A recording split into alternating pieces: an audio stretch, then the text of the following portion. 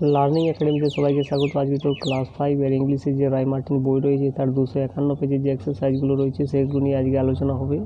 তো আজকে কোন স্কুল দেখো, আজকে হচ্ছে বাজবাজ টিকে হাই স্কুল এইচএস। দেখো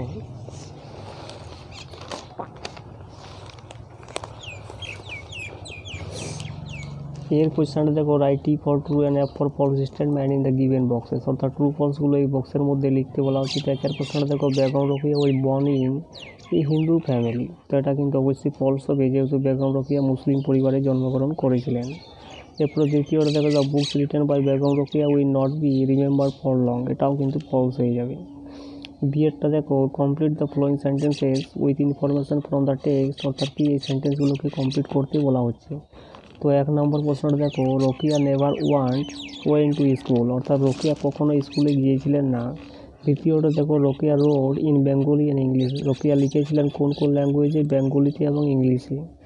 এরপর সিএরটা দেখো, অ্যান্সার দ্য ফলোয়িং কোয়েশ্চেন, নিচের প্রশ্নগুলোর উত্তর এখানে লিখতে বলা হচ্ছে। একের প্রশ্নটা দেখো, how did Begum Rokeya educate herself, অর্থাৎ ব্যাকগ্রাউন্ড রকিয়া কীভাবে নিজেকে শিক্ষা লাভ করেছিলেন।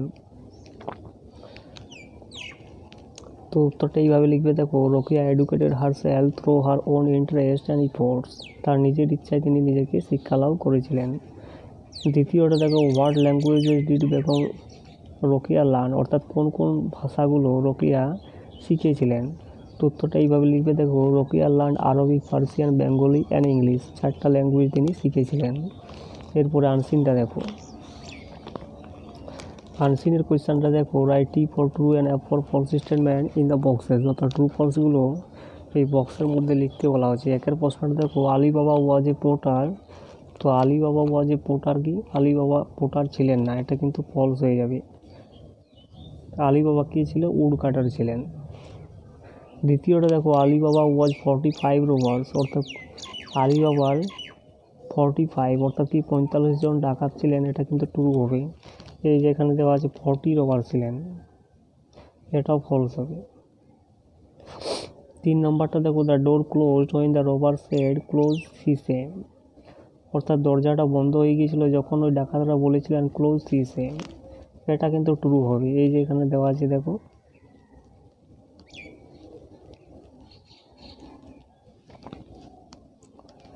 they kept inside and came out, this time they said close the same, the door closed, অর্থাৎ কি robbers went away, এটা ট্রু হবে। এবং বিয়েরগুলো দেখো, এরপরে complete the following sentences with information from the passage, অর্থাৎ সেন্টেন্সগুলোকে কমপ্লিট করতে বলা হয়েছে। 1 নম্বর প্রশ্নটা দেখো, Alibaba went to the forest to collect wood, অর্থাৎ আলিবাবা জঙ্গলে গিয়েছিলেন, বনে গিয়েছিলেন কি করতে, উড কালেক্ট করতে, অর্থাৎ কাঠ সংগ্রহ করতে। এই যে এখানে দেওয়া আছে দেখো, কালেক্ট উড। এরপরে দ্বিতীয়টা দেখো, Ali Baba climbed up a tree, Ali Baba গাছের উপরে চড়েছিলেন কেন, he saw a gang of robbers at some distance, অর্থাৎ সে কিছু রবারের অর্থাৎ কি ডাকাতে তিনি দল দেখেছিলেন কিছুটা দূরে। এরপরে 3 নম্বরটা দেখো, the door of the cave opened when they said open sesame, অর্থাৎ কি ওই গুহাটার দরজাটা খুলে গিয়েছিল যখন তারা বলেছিল ওপেন সি সেম। এই যে লাইনটা এখানে দেওয়া আছে দেখো, ক্লোজ সি সেম।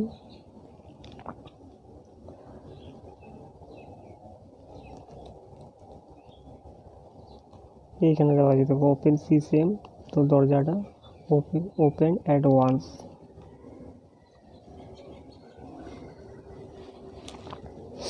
এরপরে সিয়ারগুলো দেখো, অ্যান্সার দ্য ফলোয়িং কোয়েশ্চেন, নিচের প্রশ্নগুলির উত্তর এখানে লিখতে বলা আছে। একের প্রশ্নটা দেখো, what did the robbers keep in the cave, অর্থাৎ কি ওই ডাকাতগুলো গুহার ভিতরে কি রেখেছিলেন। তো উত্তরটা এইভাবে লিখবে, দেখো দ্য রবার্স কেভ many sacks of gold and silver in the cave, অর্থাৎ ডাকাতগুলো সোনার এবং কি সিলভারের অনেকগুলো কি রেখেছিলেন, বস্তা রেখেছিলেন ওই গুহার ভিতরে।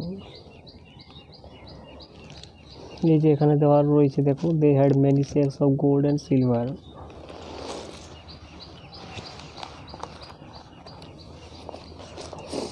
এরপরে দুইয়ের প্রশ্নটা দেখো, how did Ali Baba become rich, অর্থাৎ আলিবাবা কিভাবে ধনী হয়েছিলেন। তো উত্তরটা এইভাবে লিখবে, দেখো Ali Baba use the magic words to enter the cave and took away many sacks of gold, thus he become rich, অর্থাৎ আলিবাবা ওই ম্যাজিক শব্দগুলো ইউজ করেছিলেন ওই গুহার ভিতরে প্রবেশ করার জন্য, and to carry many sacks of gold, এবং সেখান থেকে তিনি অনেকগুলো সোনার বস্তা কিন্তু নিয়ে নিয়েছিলেন।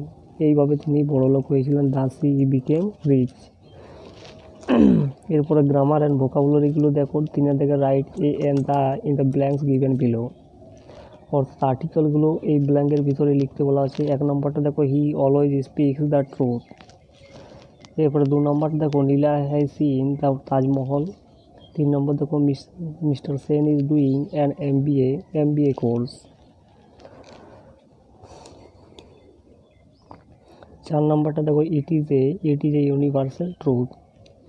5 নম্বর দেখো, the Ganga is a holy river. এরপরে 4 কোয়েশ্চেনগুলো দেখো, fill in the blanks with appropriate preposition. Appropriate preposition দিয়ে এই ব্ল্যাঙ্কগুলোকে ফিল করতে বলা আছে। 1 নম্বর দেখো, সিট বিসাইড মি, এখানে বিসাইড বসে। Mister Ghosh is at 60, he is a man of strength, he ran into the road.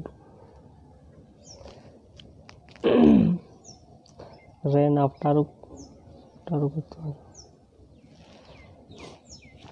এরপরে 5এরগুলো দেখো, match the words in column A with their meanings in column B, অর্থাৎ কি এখানে ম্যাচ করতে বলা হচ্ছে মিনিং অনুসারে।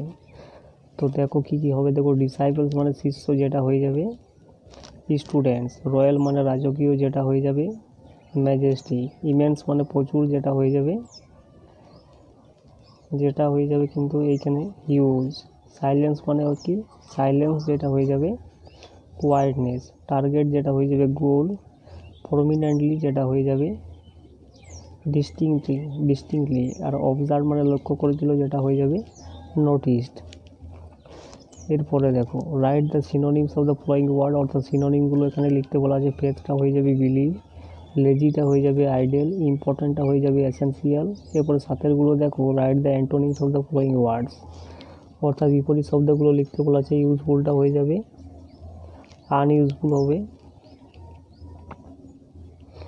আনইউজফুল। জুনিয়রটা হয়ে যাবে সিনিয়র, আর টপটা হয়ে যাবে বটম। এরপরে রাইটিংটা দেখো, write a paragraph about your experience of a journey by train, অর্থাৎ কি ট্রেন জার্নির এক্সপিরিয়েন্স নিয়ে একটা প্যারাগ্রাফ রাইটিং লিখতে বলা আছে। কী কী লিখবে দেখো, in the last summer vacation I went to Puri with my parents, অর্থাৎ কি গত সামার ভ্যাকেশনে আমি গিয়েছিলাম পুরী আমার পিতামাতার সঙ্গে। We went to the railway station in a taxi, আমরা রেল স্টেশন গিয়েছিলাম ট্যাক্সি করে। We bot the tickets and weighted on the platform for the train, আমরা ট্রেনের টিকিট কেটেছিলাম এবং অপেক্ষা করেছিলাম প্ল্যাটফর্মে ট্রেন আসার জন্য। ইট অ্যারাইভড ইন টাইম, এটা সময়ের মধ্যে চলে এসেছিলো। And left Bokaro at 8:20 PM, এবং এটা লিফট করেছিল কোথায় 8:20, 8:20। We were lucky to get good seats, আমরা ভাগ্যবান ছিলাম ভালো সিট পাওয়ার জন্য। On the way TTC came, রাস্তার পথে টিটিসি এসেছিলেন। অ্যান্ড চেক আওয়ার টিকিট, এবং টিকিটগুলো আমাদের চেক করেছিলেন। উই রিচড খড়গপুর, আমরা খড়গপুরে পৌঁছেছিলাম।